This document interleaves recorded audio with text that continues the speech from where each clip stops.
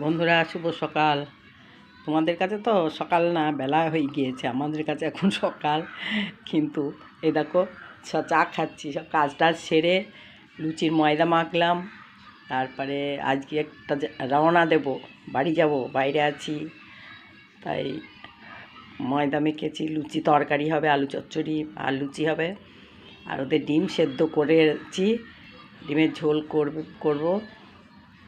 দুপুরে খাওয়া দাওয়া করে বেরোবো তো 3টে সাড়ে 3টে নাগাদ।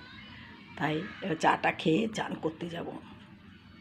চান না করি ততক্ষণ আমার যেন শরীরটা খুব খারাপ করে। চান করলে তখন আবার ঠিক হয়ে যাবে, নাহলে মানে চোখ ঢুলু ঢুলু ঘুম পাচ্ছে, এরকম হয়। তোমরা কে কেমন আছো জানিও।